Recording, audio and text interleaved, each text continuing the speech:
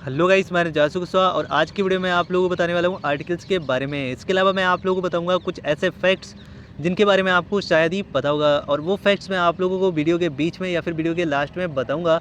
तो आप लोगों को वीडियो पूरा देखना है। और आइए शुरू करते हैं। तो सबसे पहले मैं आप लोगों से एक क्वेश्चन पूछना चाहता हूँ, क्या आप लोगों को पता है कि आर्टिकल्स जो होते हैं वो 3 होते हैं, ए, एन और द। तो श्योर सी बात है आप लोगों को पता होगा। इसके बाद में मैं आप लोगों से एक और क्वेश्चन करना चाहता हूँ, क्या आप लोगों को पता है कि आर्टिकल्स जो हैं उनको 2 कैटेगरीज में डिवाइडेड किया गया है, जिसमें से पहला कैटेगरी होता है इंडेफिनिट आर्टिकल और इसमें आते हैं ए और एन। वहीं दूसरा कैटेगरी होता है डेफिनिट आर्टिकल और इसमें आता है केवल और केवल द।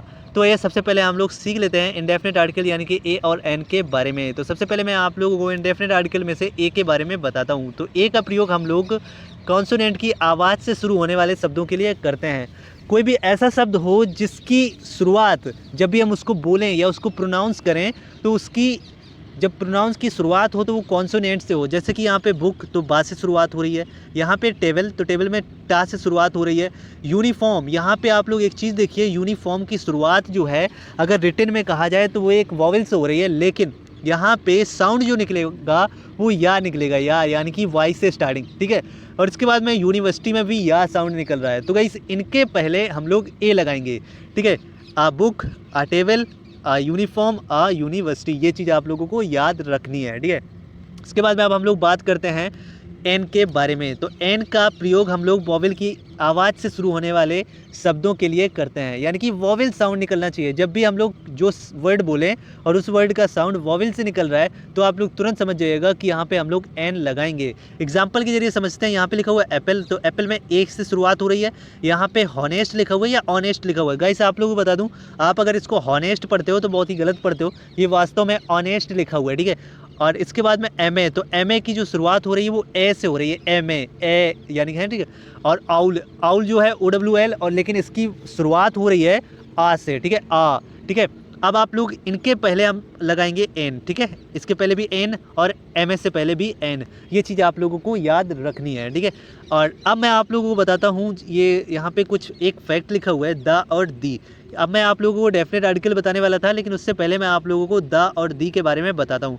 वही सेम मीनिंग है, ये चीज़ देखिए, लेकिन यहाँ पे इनको हम लोग कब दा बोलते हैं कब दी बोलते हैं ये मैं आप लोगों को बताने वाला हूँ। तो सबसे पहले मैं आप लोगों को बताता हूँ कि कब हम लोग दा बोलते हैं। जब भी किसी वर्ड से पहले दा लगाएंगे, ठीक है, लेकिन उस वर्ड की जो आवाज़ है, पहला साउंड है, उस वर्ड की आवाज़ अगर कॉन्सोनेंट से निकले तो हम दा लगाएंगे। लेकिन अगर उस वर्ड की साउंड किसी वॉवेल से निकलती है तो हम लोग इससे पहले लगाएंगे दी। जैसे कि हम लोग बोलते हैं इंडिया, और इंडिया से पहले अगर हम लोग दा लगाएंगे, वैसे तो जनरली इंडिया से पहले दा लगता नहीं है, ठीक है, लेकिन अगर इंडिया से पहले हम लोग दा लगाएंगे तो साउंड निकलेगा दी, ठीक है, दी इंडिया।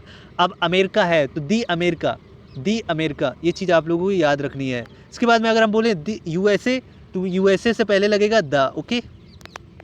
लोग सोच रहे हैं कि यूएसए से पहले दा कैसे बोलेंगे हम लोग, तो यहाँ पे आप लोग देखिए यू ऐसे या यज्ञ से शुरुआत हो रही है, या यज्ञ से, ठीक है, यू यानी कि या यज्ञ से शुरुआत हो रही है, तो यहाँ पे हम लोग बोलेंगे दा। तो दा यूएसए, और अगर इंडिया से पहले लगाना है तो दी इंडिया, ये चीज़ आप लोगों को याद रखनी है, ठीक है। अब अमेरिका बोलेंगे तो दी अमेरिका, लेकिन यूरोप बोलेंगे यू, या यज्ञ से फिर से स्टार्टिंग हो रही है तो फिर दा यूरोप, ओके, ये चीज़ याद रखना, ये एक फैक्ट है। इसके बाद में अब हम लोग बात करते हैं डेफिनेट आर्टिकल्स के बारे में। तो डेफिनेट आर्टिकल जो होता है वो दा, और इसको हम लोग कहाँ कहाँ पे यूज करते हैं इसके बारे में समझ लेते हैं। तो सबसे पहले यहाँ पे लिखा हुआ है दा का प्रयोग नदियों, खाड़ियों, द्वीप समूह या समुद्र या फिर सूर्य, चांद, आकाश, पृथ्वी, दिशाओं से पहले किया जाता है। यानी कि आप लोग यहाँ पे एग्जांपल के जरिए समझिए कि स्काई अगर लिखा हुआ है तो स्काई से पहले हम दा लगाएंगे, ठीक है, मून से पहले दा लगाएंगे, सन से पहले दा लगाएंगे और स्टार से पहले दा लगाएंगे। ये कुछ ऐसे वर्ड होते हैं जिनसे पहले दा लगना ही होता है। यानी कि एक चीज़ आप समझ लीजिए, मोटी सी चीज़ पकड़ लीजिए, जो भी चीज़ आपको लगे कि ये बहुत ही महान है, यानी कि बहुत ही अच्छी चीज़ है, महान चीज़ है, ठीक, तो उससे पहले दा लगा देना, ठीक है, बहुत ही सिंपल तरीका है।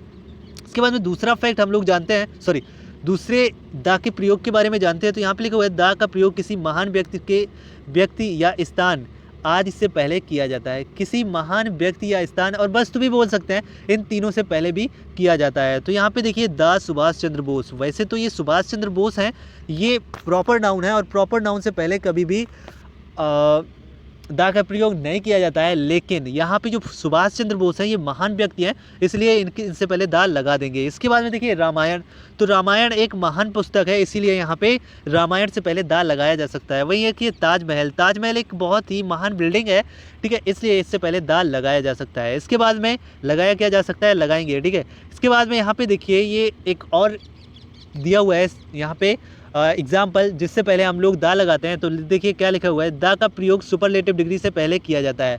अब जिन लोगों ने डिग्री पढ़ी होगी उनको तो अच्छे से पता होगा, जिन लोगों ने नहीं पढ़ी है तो उनको मैं बता देता हूँ कि मैं आप लोगों को डिग्री पढ़ा दूंगा, लेकिन आपको कुछ दिनों का वेट करना होगा, ठीक है। इसके बाद में मैं आप लोगों को बताता हूँ कि डिग्रीज आखिर क्या होती है। पहली जो डिग्री होती है वो होती है पॉजिटिव, दूसरी होती है कंपैरेटिव और तीसरी होती है सुपरलेटिव। तो जो सुपरलेटिव डिग्री होती है उससे पहले हम लोग लगाते हैं दा, हमेशा सुपरलेटिव से पहले दा लगता है। एग्जाम्पल के लिए समझते हैं, यहाँ पे गुड, जो बेटर, बेस्ट, यानी कि बेस्ट जो है वो सुपरलेटिव होती है, ठीक। हमने तीनों डिग्री आप लोगों को बता दिया है, तो इससे पहले हम लोग दा लगाएंगे।